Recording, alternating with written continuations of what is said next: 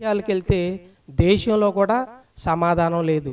మొన్నటి వరకు కూడా రష్యాకి ఉక్రెయిన్కి మధ్య యుద్ధం, మీకు తెలుసు ఆ విషయం. అర్థమవుతుందా? అంటే ప్రజెంట్ పరిస్థితులు ఏ విధంగా ఉన్నాయి? నాశనం కావటానికి రెడీగా ఉంది ఈ భూమి. అర్థమవుతుందా?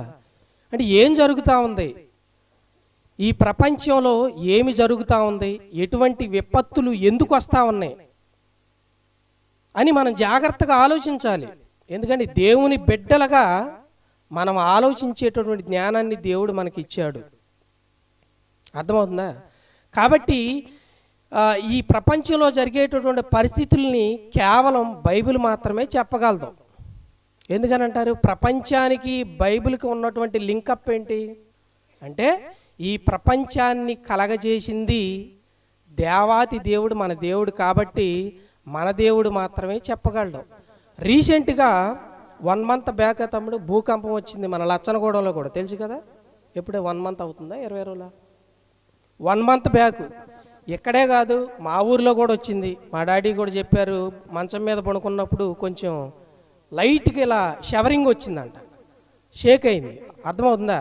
ఎక్కడే కాదు, విజయవాడలో కూడా వచ్చింది, న్యూస్ ఛానల్స్లో కూడా వచ్చింది. మీ అందరికీ తెలుసు ఆ విషయం, అవునా? న్యూస్ ఛానల్స్ ఎవరైతే చూస్తారో వాళ్ళందరికీ తెలుసు.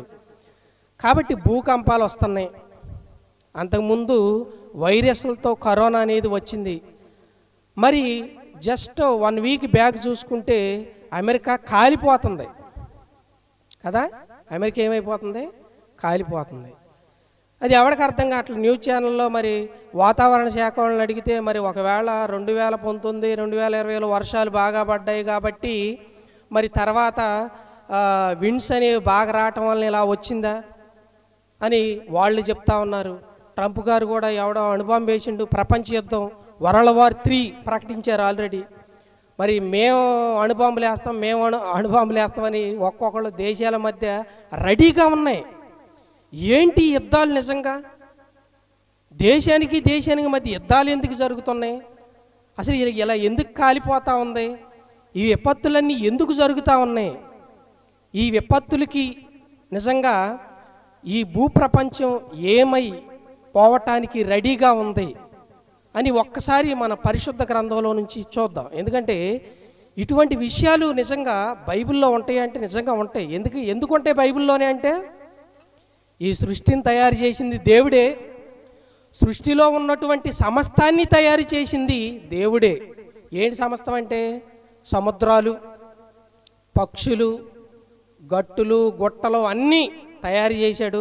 తర్వాత ఈ మనిషిని కూడా దేవుడు తయారు చేశాడు, ఈ భూమి మీదే ఉంచాడు. కాబట్టి మనుషులందరూ ఎక్కడ ఉంటారు?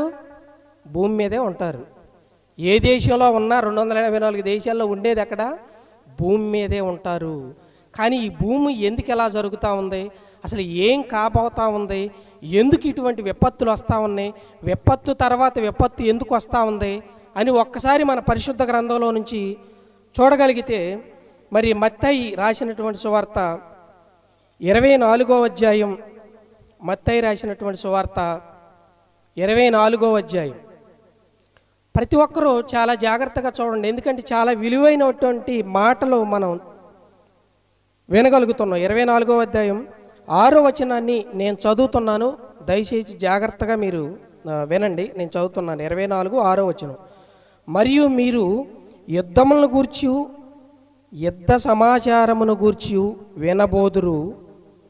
మీరు కలవరపడకుండా చూచుకొనుడి. ఇవి జరగవలసి ఉన్నవి కానీ అంతము వెంటనే రాదు.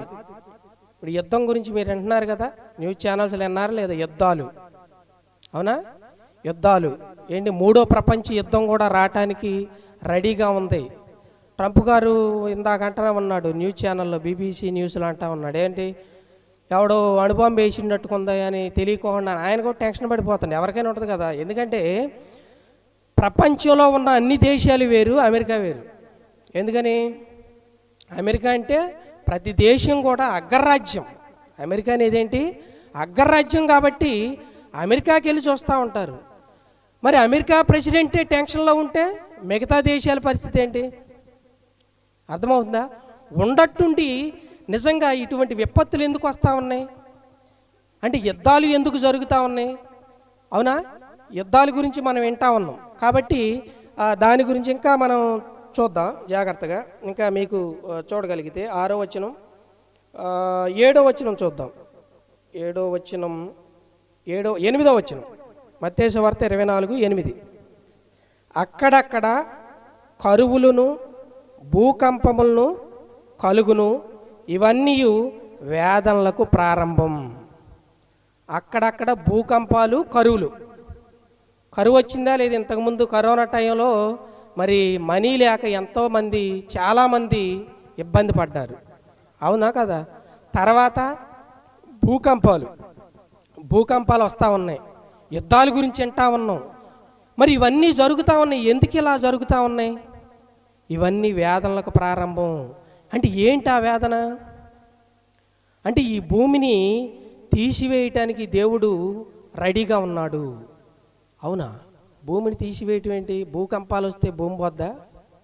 పోదు. ఎందుకు పోదు? పోద్ది. ఎందుకు పోద్ది? పోదు. జస్ట్ సెకండ్స్లో వచ్చింది, పోయిందా భూమి? పోలేదు, జస్ట్ అట్ట. అంటే దేవుని కోపం నిమిషం మాత్రం ఉంటే చాలు లెగిసిపోవటానికి. అదే జస్ట్ 1 నిమిషం 2 నిమిషాలు ఉందనుకోండి, ఇక ఏముంది? ఇక్కడ ఇల్లు ఉండదు, ఇది ఏముండదు, ఇక్కడ మనం ఉండం ఇక్కడ. ఎందుకంటే మొత్తం కూడా భూకంపం వచ్చిందంటే ఇళ్ళన్నీ కూడా ఏమైపోతాయి? కూలిపోతాయి. అంటే సెకండ్స్లో వస్తేనే ఏ విధంగా ఉందో వచ్చిందని అర్థమైంది. అంటే రెడీగా ఉండండి అబ్బాయి. మరీ ఒకేసారి తెప్పించిండు అనుకో, మొత్తం పోయాక అందరూ వెళ్ళి నరకంలో కూర్చుంటారు. చిన్న దేవుడి యొక్క ప్రణాళిక ఒకటి ఉంది. అంటే ఎందుకు ఇలా భూమి కంపిస్తూ ఉంది? ఎందుకు ఇలా కరువులు వస్తూ ఉన్నాయి? ఎందుకు ఇలా యుద్ధాలు జరుగుతూ ఉన్నాయి? అంటే ఈ ప్రపంచం ప్రమాదంలో పడబోతుంది. ఎలా చెప్పగలుగుతారు? మనం చూద్దాం. 2000 సంవత్సరం నుంచి 2025 సంవత్సరం వరకు మనం చూస్తే, రీసెంట్గా వచ్చింది 25, 2024 వరకు. అంటే సంవత్సరం టెంపరేచర్స్ ఎలా ఉన్నాయి చెప్పండి? పెరిగిపోతూ ఉన్నాయి. అవునంటారు కాదంటారా? ప్రతి సంవత్సరం ఎండాకాలం ఎలా ఉంటుందండి? చల్లగా ఉంటుందా? మామూలుగా లేదు. ఒక్కొక్కడు అమ్మో మామూలుగా ఏంటంగా లేదని చెట్ల కిందకు దూరుతూ ఉన్నారు. అవునా? ఏ చెట్లు? ఇప్పుడు మామూలుగా తాడి చెట్లు కానీ బయట మామూలుగా ఈ రేగులెళ్ళల్లో వాళ్ళందరూ కూడా ఎక్కడికి వచ్చేస్తున్నారంటే చెట్ల కిందకు వచ్చేస్తున్నారు. అంటే చెట్టు కింద అయితే హాయిగా చల్లగా ఉంటుంది, మామూలుగా కొట్టట్ల ఎండ. నిజంగా టెంపరేచర్స్ ఎందుకు పెరిగిపోతున్నాయి తెలుసా? మన వాతావరణ శాఖ చెప్తారు పొల్యూషన్ పెరుగుతుంది. Very good, that is one of the reason. Pollution పెరుగుతుంది కాబట్టి టెంపరేచర్స్ పెరిగిద్ది. పొల్యూషన్ ఎందుకు పెరుగుతుంది? పొల్యూషన్ అనేది ఎందుకు పెరుగుతూ ఉంది? మనిషిలో వచ్చినటువంటి స్వార్థపూరితమైనటువంటి ఆలోచనల వలన. అవునా? ఇంతకుముందు ఏసీలు ప్రతి ఇంటికి ఉన్నాయా? ప్రతి ఇంటికి ఏసీలు. ఇంతకుముందు ప్రతి ఇంటికి సైకిల్ ఉండేది, ఇప్పుడు ప్రతి ఇంటికి 2 బైకులు, 1 కారు. మరి కార్లు పెరిగినాయి అంటే ఏమైంది? పొల్యూషన్ పెరిగిద్ది. ఈడు కారు కొండను ఆడు కొండను ఈడు అంటే ఒకళ్ళని చూసి ఒకటి ఇల్లు కట్టడం స్టార్ట్ చేసిండు అనుకో, ఏం చేస్తారు? నేను ఇంతకంటే గొప్పగా కట్టాలి. ఇల్లు కట్టే విషయంలో ఎవరైనా కాంప్రమైజ్ అవుతున్నారా? No compromise. అంటే ఏం జరుగుతూ ఉంది ఇక్కడ? అంటే మనిషిలో స్వార్థపూరితమైనటువంటి ఆలోచనలు రావటం వలన ఏం జరుగుతూ ఉందో? పొల్యూషన్ పెరిగిపోతూ ఉంది. పొల్యూషన్ పెరిగిపోవటం వల్ల ఏం జరుగుతూ ఉంది? టెంపరేచర్స్, వేడి పెరిగిపోతూ ఉంది. వేడి పెరుగుతూ ఉంది. ఎందుకు పెరుగుతుంది? నిజంగా వేడి అర్థమైందా? ఎందుకు పెరగబోతుంది? ఇంతకుముందు ఏం జరిగింది? ఇప్పుడు ఏమి జరగటానికి రెడీగా ఉన్నది? ఇంతకుముందు మన చరిత్రలోకి వెళ్ళి ఆలోచిస్తే, ఇంతకుముందు దేవుడు జలప్రళయాన్ని రప్పించాడు. ఏం రప్పించాడండి? జలప్రళయం. మీ అందరికీ తెలుసు. ఇక్కడ దేవుని బిడ్డలు ఎవరైతే ఉన్నారో వారందరికీ తెలుసు. దేవుని బిడ్డలు కాని వారు ఎవరైతే ఉన్నారో వాళ్ళ చరిత్రలోకి వెళ్ళి గూగుల్లోకి వెళ్ళి సెర్చ్ చేయండి. జలప్రళయం జరిగిందా లేదా, నోవాహు వాడు ఉందా లేదా, ఇక్కడ మీకు గూగుల్లో కొట్టుకొని చూడండి, మీకు కనపడిద్ది. వాస్తవమా అవాస్తవమా, ఇది నిజమా ఇది కాదా చూడండి. జలప్రళయం జరిగింది. జలప్రళయం జరిగినప్పుడు దేవుడు ఒక నిబంధన పెట్టుకున్నాడు. ఏంటి? నేను రెండోసారి దీన్ని జలప్రళయంతో నాశనం చేయను. దీన్ని అగ్ని ప్రళయంతో నాశనం చేస్తాను అని చెప్పాడు. అంటే జల ప్రళయంతో అయితే నేను దీన్ని నాశనం చేయను. ఇలా జలాలు రాకోకుండా ఉండటానికి ఇంద్రధనుసు, ఎంతమంది చూశారు ఇక్కడ ఇంద్రధనుసు చూసిన వాళ్ళు ఒకసారి చేయొస్తాను. ఇంద్రధనుసు తెలుసు కదా, వెరీ గుడ్, అందరూ చూశారు, పిల్లలతో మొదలుకొని పెద్దల వరకు అందరూ కూడా ఇంద్రధనుసు చూశారు. అంటే ఇంద్రధనుసును చూసిన ప్రతిసారి దేవుడు అనుకుంటాడు, జలప్రళయం రెండోసారి తెప్పియకూడదు, జలప్రళయం రెండోసారి తెప్పియకూడదు. ఎందుకంటే ఒకసారి అప్పుడు నోవాహు గారికి ఆయన చెప్తాడనమాట. నోవాహు గారని ఒక నీతిమంతుడు ఉన్నాడు. ఎవరంటే ఆయన పూర్వానికి మనం వెళ్ళగలిగితే చరిత్రలో ఉన్నటువంటి ఒక అద్భుతమైనటువంటి వ్యక్తి నోవాహు గారు. నోవాహు గారు ఒక నీతిమంతుడిగా బ్రతికాడు. ఆ రోజుల్లో కూడా ఆయన సువార్త ప్రకటిస్తూ వస్తూ ఉన్నాడు. 100 సంవత్సరాలు ప్రకటించాడు ఆయన. నిజంగా అర్థమవుతుందా? సువార్త ప్రకటించిన ఇలా రాకడ రాబోతుంది దేవుడు అప్పుడు చెప్పాడు. ఆయన చెప్పాడు అనమాట. నోవాహు గారు ఏం చెప్పాడంటే, బాబు ఈ భూప్రపంచం మొత్తం మీదకి జలప్రళయం అనేది రాబోతుంది, జలప్రళయం అనేది రాబోతుంది అని చెబుతూ ఉంటే ప్రతి ఒక్కడు ఎలా చూశారంటే, వీళ్ళు అంతే చెబుతారులే, ఈ క్రైస్తవులు అంతే చెప్తూ ఉంటారు, వాళ్ళకి పని పాట ఉండదు. ఎప్పుడు వచ్చింది? ఫస్ట్ 1 ఇయర్ చెప్పిండు, రాలేదు. సెకండ్ ఇయర్ చెప్పాడు, రాలేదు. Third year, 4th year, 5th year, 6th year, ఇలా వార్షకు 100 సంవత్సరాలు, 99 సంవత్సరాలు వెళ్ళిపోయి 100వ సంవత్సరం వచ్చింది. అప్పుడు ప్రతి ఒక్కళ్ళు ఎలా ఉంటున్నారంటే తాగటం, తినటం, డ్యాన్సులు వేయటం. ఒక్కొక్కడు ఏం చేయటం? తాగటం, తినటం, డ్యాన్సులు వేయటం. ఇప్పుడు కూడా ఆల్మోస్ట్ మోస్ట్ ప్రాబుల్ అలానే ఉంది. మందు లేనిదే ఏంటి అంటుంటారు, మొక్క లేనిదే ముద్ద దిగదా అంట. మొక్కలు, దాంతోపాటుగా బాటిల్స్ స్టేటస్లో పెట్టుకుంటున్నారండి. బీర్జీ అవన్నీ కూడా తాగేసి స్టేటస్లో పెడుతున్నారు గొప్పగా కొంతమంది. తాగటం, తినటం, ఎగరటం, ఇదే. దేవుడు మనకి ఇచ్చాడు, చక్కగా మంచి తిండినిచ్చాడు, తాగో. ఎప్పుడుదా తాగుతూ? పోయిందా కిడ్నీలు పోయిందాక, లివర్లు పోయిందాక, అయిపోయిందా తాగుతూనే ఉంటాడు మనోడు. అప్పుడుదాకా ఆగడం. తాగటాల్లో అన్ని బాటిల్ లేపేస్తున్నారు. స్మోకింగ్, అవునా? దాని మీద ఏమైనా ఉంటుంది, smoking is injurious to the health అని ఉంటుంది. అయినా కానీ కుళ్ళిపోయినటువంటి ఆ యొక్క ఏంటది ఊపిరితిత్తులు బొమ్మలు పెట్టినా కానీ పోనీ మంచిగా ఆనందం చేద్దాం, మంచిగా ఎంజాయ్ చేద్దాం అనే పరిస్థితిలో ఉన్నారు. దేవుడంటే లెక్క చేయట్లేదండి ఎవడ కూడా. దేవుడంటే దేవుడి మాటలు నేను చెబుతానంటే ఒక్కళ్ళని వింటున్నారా? అసలు ఈ సృష్టిని తయారు చేసింది ఆయనే కదా. ఈ సృష్టిని తయారు చేసి సృష్టిలో ఉన్నటువంటి సమస్తాన్ని తయారు చేసి మనిషికి ఇస్తే అసలు దేవుడంటే మాకు చెప్పొద్దండి. మాకు దేవుడి గురించి తెలుసుకుందామన్న ఆలోచన ఏ ఒక్కరికి లేదు. ఇలా మైమరిచిపోయి, ఎందుకంటే మీకు ఒక ఇన్సిడెంటు, లైవ్ ఇన్సిడెంట్ ఒకటి మీకు చూపించాలని నేను ఆశపడతా ఉన్నాను. ఏంటి ఆ లైవ్ ఇన్సిడెంట్ అంటే, ఇప్పుడు అమెరికా తగలబడిపోతుందని చెప్పా కదా. ఇది తగలబడటానికి ఒక 2 days బ్యాక్ ఏం జరిగిందంటే, మనందరికీ కూడా ఇప్పుడు టెక్నాలజీ బాగా పెరిగిపోయింది కదా. మామూలుగా పెరిగిందా టెక్నాలజీ? చెప్పండి. అద్భుతంగా పెరిగిపోయింది. ఈ టెక్నాలజీ పెరిగిపోయాక మనిషి ఏమంటాడంటే, దేవుడు లేడు, మొత్తం నాదే టాలెంట్ అంతా, ఇదంతా ఎవరిది? నా జ్ఞానం, నా టాలెంటు. దేవుడికి 0% ఇచ్చారు టాలెంట్. దేవుడు అనేవాడు లేడు, మనిషిదే రాజ్యం అని. ఎక్కడంటే అమెరికాలో న్యూయార్క్ సిటీ, అదే లాస్ ఏంజల్స్, సిన్ సిటీ అంటే పాప పట్టణం అన్నమాట. అంటే హాలీవుడ్ ఏరియా కాలిపోయింది కూడా. ఏ ఏరియా అంటే హాలీవుడ్ ఏరియా కాలిపోయింది. అక్కడ ఈ ఇన్సిడెంట్ జరగటానికి 2 రోజుల ముందు వాళ్ళు ఏదో ఒక సెరమనీ, ఒక ఫంక్షన్ ఏర్పాటు చేసుకున్నారు, ఒక మీటింగ్ ఏర్పాటు చేసుకున్నారు. ఆ మీటింగ్లో నా గొప్పతనం చూడు, నన్ను చూడు, నా ఎత్తి చూడని, అది కూడా మీకు వీలైతే నేను చూపిస్తాను.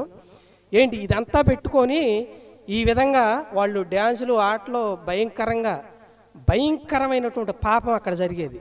అర్థమైందా? దేవుడు అంటే లెక్కలేనోడికి ఏ పాపం ఆయన చేస్తాడు కదా. వాడు భయంకరమైనటువంటి వ్యభిచారం, భయంకరమైనటువంటి త్రాగుడు, ఇలా వ్యసనాలతో ఉన్నటువంటి భయంకరమైనటువంటి పట్టణం అది.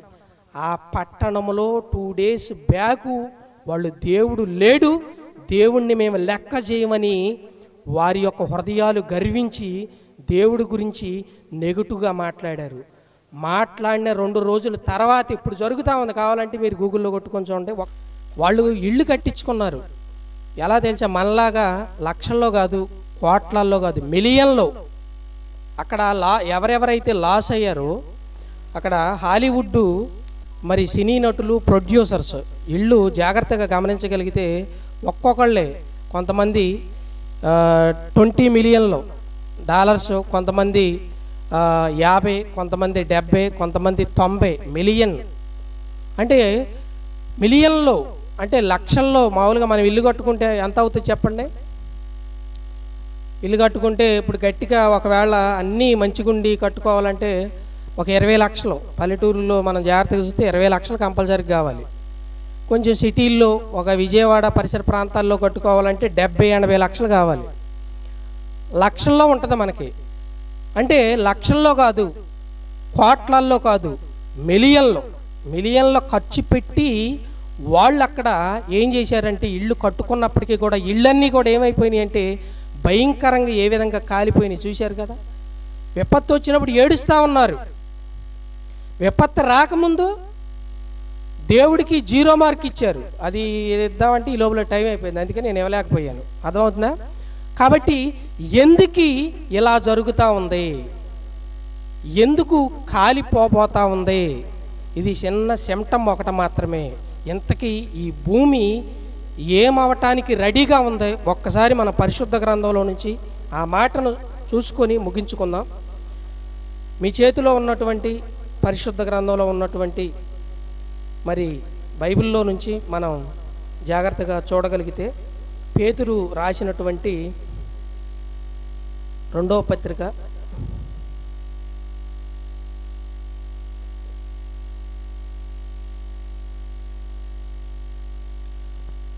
నేను చదువుతున్నాను, జాగ్రత్తగా చూడండి. పేతురు రాసినటువంటి 2వ పత్రిక 3వ అధ్యాయము 6వ వచనం నుంచి నేను చదువుతాను.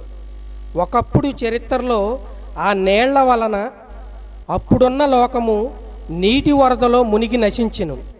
అయితే ప్రజెంట్ 7వ వచనం అంటే ఇప్పుడున్నటువంటి లోకం ఏం కాబోతుందంటే, అయితే ఇప్పుడున్న ఆకాశము భూమియు భక్తిహీనుల తీర్పును నాశనము జరుగు దినము వరకు అగ్ని కొరకు నిలవ చేయబడినవై అదే వాక్యము వలన భద్రము చేయబడి ఉన్నవి. అంటే ఏంటంటే ఇది అగ్నితో కాలటానికి రెడీగా ఉంది ఈ భూమి. అందుకే టెంపరేచర్స్ పెరుగుతూ ఉన్నాయి. ఎందుకు పెరుగుతూ ఉన్నాయి టెంపరేచర్స్? ఇది అగ్నితో కాల్చటానికి దేవాది దేవుడు సిద్ధం చేశాడు. మనుషులు చెబితేనే జరుగుతుంటాయి, నేను చెబితే జరగదా అంటారు మనలో కూడా. ఈ డైలాగులు మన ఇంట్లో వాడతాం కదా. అంటే మనకే మట్టి మనిషికే ఆ మాత్రం ఉన్నప్పుడు ఏంటి, ఈ మట్టి మనిషిని, మట్టిలో ఉన్న ఆత్మల్ని, సృష్టిని మొత్తాన్ని తయారు చేసినటువంటి దేవాతి దేవుడికి ఎన్ని గెట్స్ ఉంటాయి మరి చెప్పండి. ఆయన చెప్పిండంటే జరగకుండా ఉంటుందా? నేళ్లతో లేపేస్తాను అని చెప్పాక ఇంతకుముందు చెప్పాను. 100 సంవత్సరాల వరకు ప్రకటించి అయినా ఎవడో నమ్మలేదు. ఒక్క నోవాహు గారి కుటుంబం 8 మంది మాత్రమే రక్షింపబడ్డారు. అర్థమైందా? తర్వాత నేను నీళ్లతో లేపకూడదు, స్టైల్ మారుద్దాం అని అగ్నితో లేపాలి అని దేవుడు అనుకున్నాడు. ఆయనకి ఏమన్నా పిచ్చే లేపాలంటే? మనోళ్ళు పరిస్థితి చూడండి బయట. ఎంత భయంకరంగా చెడిపోయింది సమాజం. చూస్తూనే ఉన్నాం కదా, న్యూస్ ఛానల్స్లో చూస్తున్నాం, పత్రికల్లో చూస్తూ ఉన్నాం. ఎంత భయంకరంగా పాపం అనేది ఏళ్తా ఉంది ప్రపంచాన్ని. మరి దేవుడికి పాపం అంటే ఇష్టం ఉండదు. ఆయనేమో పరిశుద్ధుడు, మనం చూస్తేనేమో పాపంలో ఉన్నాం. అంతే కదా. ఇప్పుడు మంచి అందరూ కూడా చక్కగా స్నానం చేసి వచ్చారు. ఎవడన్నా గబక్కన సెప్టిక్ ట్యాంకులో పడి లెగిసి ఇక్కడికి గబగబా నడుచుకుంటూ వచ్చి కూర్చున్నాను అనుకో, మన దగ్గర ఎటువంటి అవసరం వస్తాడో వాళ్ళ దగ్గర నమస్కారం రా బాబు, ముందు ఆ స్మెల్ వస్తుంది, ముందెళ్ళి కడుక్కొని రా అంట. అవునా? అంటే ఒక స్మెల్ వచ్చినప్పుడే మనం తట్టుకోలేకపోతున్నామే, మురికి వాసన వస్తే. మరి మన దగ్గర పాపపు కంపు కొడుతుంది. దేవుడు చూస్తే పరిశుద్ధుడిగా ఉండవు, మనిషి చూస్తే పాపంతో నిండిపోయి ఉండవు. మరి ఏం చేయాలా? అయ్యా మరి మీకోసం, మరి నా కోసం మీరు బతకండి అంటే ఎవడన్నా బ్రతుకుతా ఉన్నాడా? బతకట్లేదు. మరి మీ పాపాన్ని కడుక్కోండిరా బాబు అని యేసుక్రీస్తు వారు వచ్చి రక్తాన్ని ఇచ్చాడు. ఏమైనా స్వీకరిస్తున్నారా? అబ్బా లేదు. కాబట్టి మరి భూమిని ఉంచాలా, లేపేయాలా? లేపేయాలి. అందుకని ఇంకా కింద వచనాన్ని కూడా మనం చదువుకొని ముగించుకుందాం. అక్కడ 7వ వచనం, అయితే ఇప్పుడున్న ఆకాశం భూమి భక్తిహీనుల తీర్పును నాశనము జరుగు దినము వరకు అగ్ని కొరకు నిల్వ చేయబడినవై అదే వాక్యము వలన భద్రము చేయబడి ఉన్నవి. 9, కొందరు ఆలస్యమని ఎంచుకున్నట్లు ప్రభువు తన వాగ్దానము గూర్చి ఆలస్యము చేయువాడు కాడు గాని ఎవడను నశింపవలనని ఇచ్చింపగా అందరూ మారు మనసు పొందవలనని కోరుచు మీ ఎడల దీర్ఘశాంతము గలవాడై ఉన్నాడు. 10వ వచనం, అయితే ప్రభు దినము దొంగ వచ్చినట్లు వచ్చును.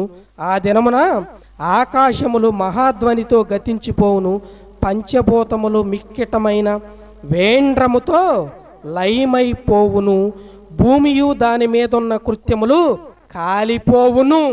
దానికి చిన్న ఎవిడెన్సే ఇప్పుడు 1 వీక్ బ్యాక్ మనం చూసినటువంటి అమెరికా సంఘటన. రెడీగా ఉంది. ఏదో క్రైస్తవ్యం అంటే నిజంగా మతం అనుకుంటున్నారు చాలామంది. ఇది మతం కాదు. ఇది ఓన్లీ ఒక్కటే ఆలోచించండి. మిమ్మల్ని కోరుకునేది నేను ఒక్కటే, ఒక భూమి మీద ఒక మనిషిగా ఆలోచించండి. మనకి ఒక మనిషికి దేవుడి అవసరత చాలా ఇంపార్టెంట్. మతంతో మనకు పని లేదండి, కులంతో మనకి పని లేదు, దేంతో మనకి పని లేదు. భూమి మీద ఉన్నటువంటి ఏ మతం కాపాడింది? అక్కడ ఉన్నటువంటి లాస్ ఏంజల్స్ని కరోనా టైంలో ఏ మతం కాపాడింది? ఎవరిని కాపాడలేరు, దేవుడు తప్ప. కాబట్టి మరి ఈ భూమి అంతా కాలిపోవటానికి రెడీగా ఉంది కదా. ఈ భూమి అంతా ఏమైపోతుంది? కాలిపోవటానికి రెడీగా ఉంది. మరి మనకి ఇంకొక భూమి కావాలి. ఆ భూమి గురించి ఒకసారి కింద చూద్దామా? ఎన్నో వచనం అమ్మది? 13వ వచనం, అయినను మనమైన వాగ్దానమును బట్టి కొత్త ఆకాశము కొరకు కొత్త భూమి కొరకు కనిపెట్టుచున్నాము, వాటి యందు నీతి నివసించును. కాబట్టి ఈ భూమిని ఆపటం శాస్త్రవేత్తల వలన కాదు, మరి ఎవరి వలన కాదు, మనిషికి అంతకంటే వారికి సాధ్యము కాదు. కాబట్టి ఈ భూమి అనేది గతించటానికి రెడీగా ఉంది, కాలిపోబోటానికి రెడీగా ఉంది. మరి కొత్త భూమిలోకి వెళ్ళాలి అంటే ఏం చేయాలి? కొత్త ఆకాశం అనేది మనకు రావాలి అంటే ఏం చేయాలి? ఇది శాస్త్రవేత్తలకు కూడా తెలియదు. కాబట్టి ఈ విషయాన్ని మీరు తెలుసుకోవాలంటే తప్పకుండా రేపు పొద్దున వచ్చేయండి, పార్ట్ 2లో చూద్దాం. కళ్ళు మూసుకోండి, చిన్న మాట ప్రార్థన చేసుకుందాం.